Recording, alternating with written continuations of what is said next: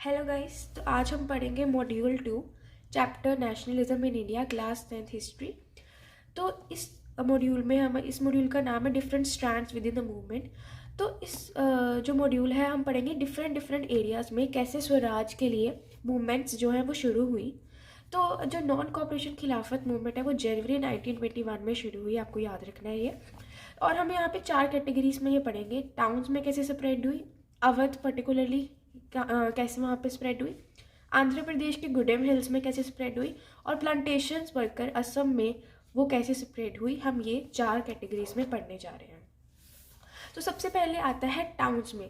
Towns में कैसे स्वराज की मूवमेंट, नॉन कॉपरेशन खिलाफत मूवमेंट कह लो, वो स्प्रेड हुई। तो पहले 2 पैराग्राफ में हम पढ़ेंगे कि कैसे मूवमेंट स्प्रेड हुई, उसके क्या इफेक्ट थे, और 3rd पैराग्राफ में हम पढ़ेंगे उसके रीजंस क्या थे कि वो मूवमेंट जो है वो स्लो डाउन हो गई और इतनी ज़्यादा सक्सेसफुल नहीं हो पाई। तो पहले पैराग्राफ में है कि जो ये मूवमेंट है इसमें मिडिल क्लास पार्टिसिपेशन थी। मतलब जो सिटीज़ के लोग थे वो इसमें पार्टिसिपेट कर रहे थे। और तो इसके मूवमेंट के अंदर क्या हुआ, जो स्टूडेंट्स हैं उन्होंने गवर्नमेंट कंट्रोल्ड स्कूल्स जो हैं वो छोड़ दिए, लॉयर्स ने अपनी जो लीगल प्रैक्टिसेस हैं उनको छोड़ दिया, और टीचर्स ने भी रिज़ाइन कर दिया। देन काउंसिल इलेक्शंस हर स्टेट्स में ऑलमोस्ट बॉयकॉट कर दिए थे, लेकिन जो जस्टिस पार्टी थी मद्रास की, ये मद्रास की है, इन्होंने नहीं किए थे क्योंकि इनको लगता था कि ये काउंसिल इलेक्शन से ये पावर में आ सकते हैं, क्योंकि सिर्फ उन ब्राह्मण्स को एक्सेस हो पाता था पावर में आने के लिए। तो इन्होंने बॉयकॉट नहीं किया क्योंकि वे पावर में आना चाहते थे। आगे था कि फॉरेन गुड्स जो थे वो बॉयकॉट किए गए थे। जो लिक्विड शॉप्स थी वो पिकेटेड मतलब कि मतलब अभी उनके अंदर जाना अलाउड नहीं था। देन फॉरेन क्लोथ को बर्न किया गया। इम्पोर्ट डिक्लाइन हो गई। यहाँ पे जो इसकी फिगर्स दी हुई हैं आप याद रख लेना। जो 1921 और 22 के बीच में इसकी वैल्यू जो थी वो ₹102 करोड़ से 57 करोड़ पे आ गई, ये आप याद रख लेना। मतलब फॉरेन क्लोथ्स की इतनी ज़्यादा डिमांड जो है वो कम हो गई थी, लोगों ने इंडियन क्लोथ्स वियर करना शुरू कर दिए थे, और जो इम्पोर्टेड क्लोथ्स थे उनको डिस्कार्ड कर दिया था, और जो इंडियन टेक्सटाइल की जो प्रोडक्शन थी वो ज़्यादा बढ़ गई थी। तो ये थे इफेक्ट जैसे टाउन्स में स्प्रेड हुई मूवमेंट। लेकिन ये मूवमेंट स्लो हो गई या कह लो अनसक्सेसफुल हो गई। इसके क्या रीज़न थे? क्योंकि जो खादी क्लोथ था, जो इंडियन क्लोथ था, वो एक्सपेंसिव था, और जो बॉयकॉट किया था उन्होंने फॉरेन क्लोथ्स या फॉरेन गुड्स सबका, वो एक प्रॉब्लम बनता जा रहा था। क्योंकि अगर उन्होंने इंडियन इंस्टीट्यूशंस में जाना था तो इंडियन इंस्टीट्यूशंस को बढ़ने के लिए भी बहुत टाइम लगना था, तो उनके पास कोई भी ऑल्टरनेटिव इंस्टीट्यूशन नहीं था। तो इसके लिए जो टीचर्स थे, स्टूडेंट्स थे, वो दोबारा से उन्हीं इंस्टीट्यूशंस में जाने लग गए क्योंकि उनके पास कोई दूसरी ऑप्शन नहीं थी। So students and teachers began trickling to the government schools and lawyers join back the government courts. तो ये था हमारा सारा टाउन्स में कैसे ये मूवमेंट स्प्रेड हुई। तो नेक्स्ट हम पढ़ेंगे अवध उत्तर प्रदेश में ये मूवमेंट कैसे स्प्रेड हुई। तो जो वहाँ के पीजेंट्स थे उनके लीडर थे बाबा रामचंद्र, जो कि एक सन्यासी थे, और वो फिजी में एक इंडेंचर्ड लेबर की तरह काम करते थे। इंडेंचर्ड लेबर क्या होता है? जो कि वो लेबरर जो कि कुछ समय के लिए एक पर्टिकुलर जगह पे काम करते हैं उनको बोलते हैं इंडेंचर्ड लेबर। तो वहाँ का रीज़न क्या था? ये मूवमेंट जो थी वो तालुकदार्स और लैंडलॉर्ड्स के अगेंस्ट थी। तालुकदार्स कौन होते हैं? जो कि एक रिलेशन मेंटेन करते हैं किसी भी 2 इंसान के बीच में, वो ताल्लुक बनाते हैं।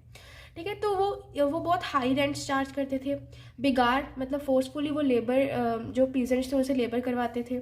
उन पे पास कोई सिक्योरिटी नहीं थी, वो कभी भी लैंड से एविक्ट किए जा सकते थे। उनको और भी अलग तरीके के सेसेस भी टैक्सेस होते हैं वो भरने पड़ते थे। देन उनके पास कोई राइट नहीं था, उस जहाँ पे वो काम करते थे वहाँ पे उनके कोई राइट्स नहीं थे। उनकी डिमांड्स क्या थी? अभी वो पीजेंट्स चाहते क्या थे? वो चाहते थे कि जो बेगार है उसको रोक दिया जाए, अबॉलिश कर दिया जाए। जो रिवेन्यू रेट्स वो भरते हैं, रेंट्स वो भरते हैं, उनको रिड्यूस किया जाए, रिडक्शन हो। और जो बॉयकॉट हो, यहाँ पे और भी लिख सकते हो, बॉयकॉट ऑफ द लैंडलॉर्ड्स, मतलब जो भी लैंडलॉर्ड्स हैं उनको बॉयकॉट कर दो, उनकी बातें वो हमारे ऊपर रूल ना करें। देन अगली यहाँ पे जो टॉपिक आता है वो है औध किसान सभा। औध किसान सभा ये इंपॉर्टेंट है। अभी यहाँ पे जब 1920 में जवाहरलाल नेहरू ने वहाँ पे जो एरियाज थे वहाँ पे उन्होंने जाना शुरू किया, and they try to understand the grievances. तो वो लोगों के पास गए अवध में और उनकी प्रॉब्लम्स को ध्यान में सुना। और इसमें अक्टूबर में ही 1920 के अक्टूबर में ही नेहरू और बाबा रामचंद्र जी ने मिल के एक सभा बनाई जिसका नाम उन्होंने रखा औध किसान सभा। और ये 1 महीने में ही इसके 300 ब्रांचेस जो हैं वो जगह जगह पे खुल गई। मतलब उनका ये मेन मोटिव था कि हम जो ये प्रॉब्लम्स पीजेंट्स फेस कर रहे हैं उनको सॉल्व करें। देन लेकिन जो ये मूवमेंट थी ये थोड़ी वॉयलेंट होनी शुरू हो गई, क्योंकि as the movement spread in 1921 the houses of talukdars and merchants were attacked. तो मतलब जो उनके हाउसेस थे तालुकदार्स के, उनको अभी वो नॉन वायलेंट से वायलेंट बननी शुरू हो गई।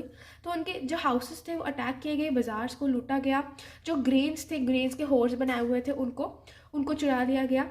और लोग क्या कर रहे थे कि उन्होंने बोला, जो local leaders told peasants that Gandhi ji had declared that no taxes were to be paid and land was to be redistributed. उन्होंने झूठ बोल दिया कि गांधी जी ने बोला है कि कोई टैक्स नहीं भरना और लैंड आपस में बांट लेनी है। तो उन्होंने मिस यूज़ किया गांधी जी का नेम, ताकि जो भी वो उनके जो सेल्फिश मोटिव्स हैं वो पूरे हो सके। तो ये थी अवध की स्टोरी।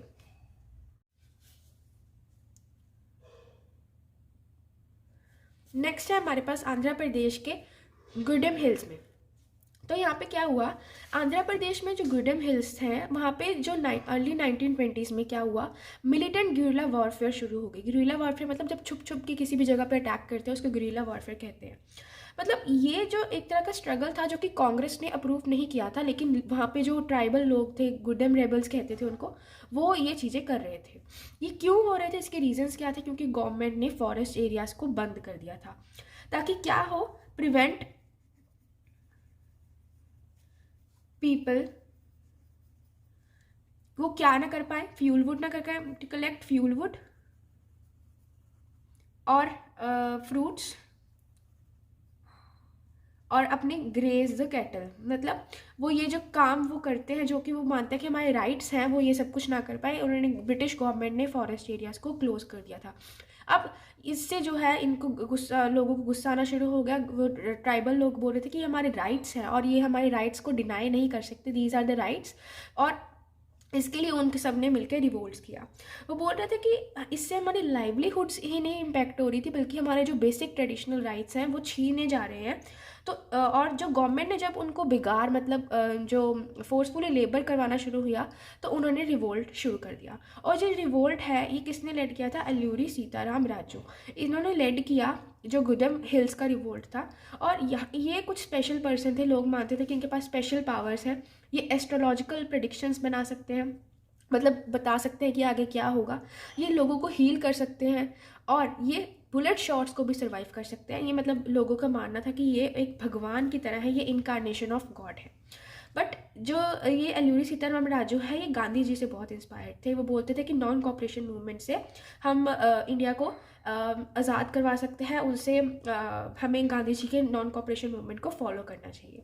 उन्होंने बोला लोगों को कि आपको ड्रिंकिंग को बंद कर देना चाहिए, आपको इंडियन क्लोथ्स खाती जाना चाहिए। लेकिन एक डिफरेंस था गांधी जी और इनके बीच में कि गांधी जी बोलते थे कि नॉन वायलेंस से हमें मतलब जीतना है, लेकिन ये बोलते थे कि नहीं, अगर हम लिबर्टी चाहते हैं तो वो सिर्फ फोर्सफुली आ सकती है। Although he was agreeing to the Gandhi ji's policy, but he also made clear that कि फोर्सफुली ही हम लिबरेशन कर सकते हैं। बस ये डिफरेंस था।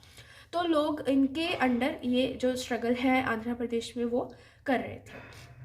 तो क्या हुआ, जब ये सब कुछ हो रहा था उसके बाद गुदेम रेबल्स ने जो ब्रिटिश के स्टेशंस थे, पुलिस स्टेशन, उनको अटैक किया, उनको मारा और जो गुरिल्ला वॉरफेयर इसको कंटिन्यू रखा। लेकिन 1924 में अल्लूरी सीताराम राजू को एग्जीक्यूट कर दिया गया था, ब्रिटिश ऑफिशियल्स ने उनको पकड़ लिया था और ये फिर एंड हो गया। लास्ट है हमारे पास स्वराज इन द प्लांटेशंस। तो ये प्लांटेशन वर्कर्स कहाँ पे थे? ये असम में थे। और इनके लिए फ्रीडम क्या थी? इनके लिए फ्रीडम सिर्फ एक कन्फाइंड स्पेस में आना जाना ही इनके लिए फ्रीडम था, बाकी इनको कहीं भी जाने की परमिशन नहीं थी। और इनका मानना था कि अगर हमारा लिंक उस विलेज के साथ है जहाँ से हम आए हैं, हमारे लिए यही बहुत है, हमारे लिए यही फ्रीडम है।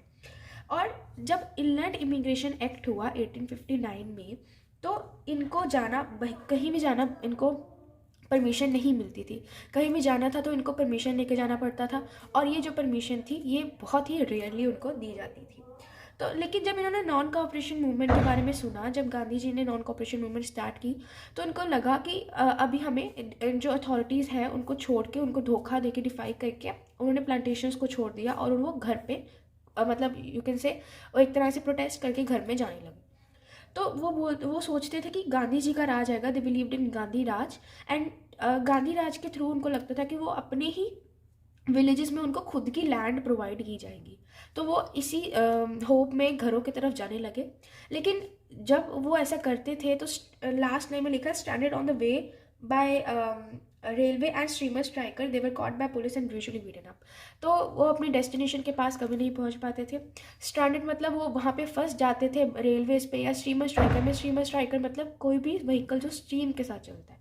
तो जब उनको पकड़ लिया जाता था, उनको बहुत मारा जाता था। पुलिस उनको पकड़ के ले जाती थी, मार के वापस वहीं पे ले जाती थी जहाँ से वो आए थे।